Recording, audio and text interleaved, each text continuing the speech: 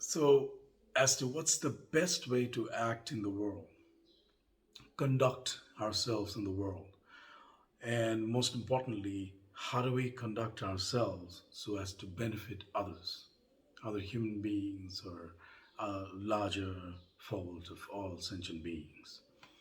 So, there are many thoughts.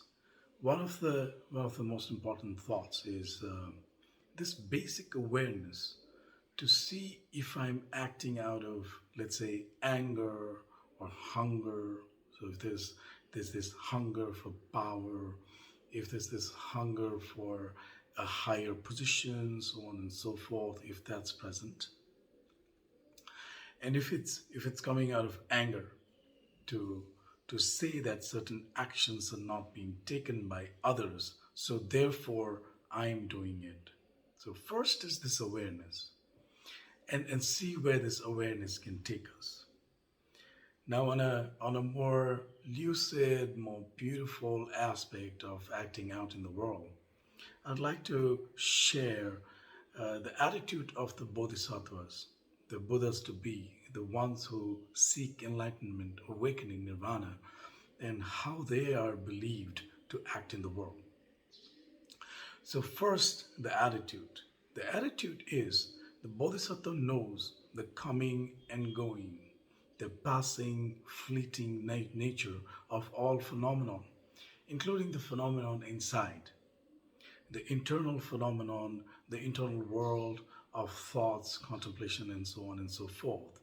And also, the bodhisattva knows the temporary, fleeting nature of the phenomenon outside. So everything is temporary and fleeting. The Bodhisattva knows this. So that's the attitude. And so, therefore, the attributes that come to the Bodhisattva is that of compassion, equanimity. In compassion and equanimity, the Bodhisattvas acting out of compassion to all beings. The compassion is towards all beings, and it's equanimous, it's equal to all. There is no one more close or more far away to the Bodhisattva. And just this thought is so beautiful. So, knowing that everything is empty of essence, even then, the Bodhisattva is acting out of compassion. And what's this compassion for? Human beings and all sentient beings are in this suffering, and collectively, together, all of us. Now, through Bodhisattva's actions, the mental afflictions, mental phenomenons, psychological phenomenons, or some material object that the Bodhisattva is offering will provide a certain relief, a certain happy space in the mind of the sentient being, of some other human being, of the larger population of all the sentient beings. So when the Bodhisattva is acting out of compassion and is offering material objects, psychological mental objects, whatever is being offered, it creates this space, a space of relief. And that relief itself can be so beneficial to all sentient beings, human beings, so on and so forth, where this being is quietened, there's peace, there's calm, because there's relief. And in this peace and this calm, this relief, the person, the human or any other sentient being is is in a state of fearlessness. So when fear goes out, we all know love comes in. So I'll repeat that. When fear goes out, love comes in. And in that state, this other being who's receiving the compassion of the Bodhisattva can, uh, in his turn, her turn, or sentient beings, any sentient being in that space can also offer compassion, love, kindness to others. So that's another possibility. Anyways, this mind that's calm is already a great benefit. And action stemming out of that, it's like a ripple effect.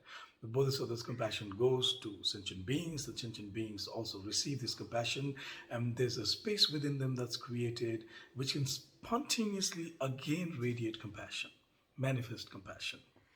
So that's the beauty of it. And one more thing I'd like to add I, add to this as to how the bodhisattvas would act in this world, how they've been acting this world, is also this attitude, this thought that whatever is being offered is also empty of essence. The action of giving is empty of essence. And whoever is receiving, in fact, is also empty of essence. The material, psychological, mental, whatever object is being offered is also empty of essence.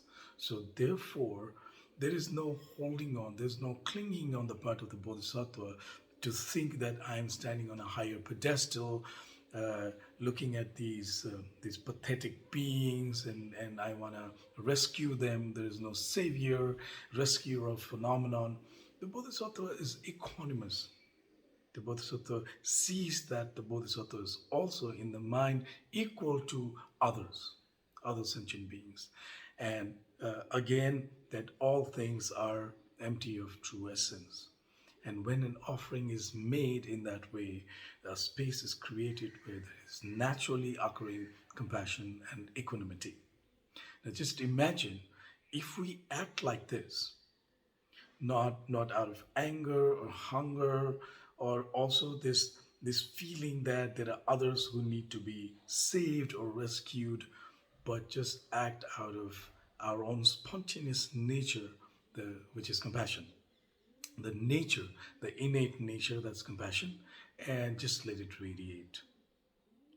Thinking, believing, seeing, hopefully seeing, which is a greater state, and it may take some time to actually really see that all phenomenons are really empty of essence. But even then, even when we are not really realized, we still are acting out of that space. And just imagine if the world leaders act out of this kind of attitude, with the kind of attributes and the actions stemming out of them. Social leaders, thought leaders, people who just, people like you and I, general population. If when we act like this, we can just imagine how unfathomable the benefit this world will receive out of such activities. Thank you.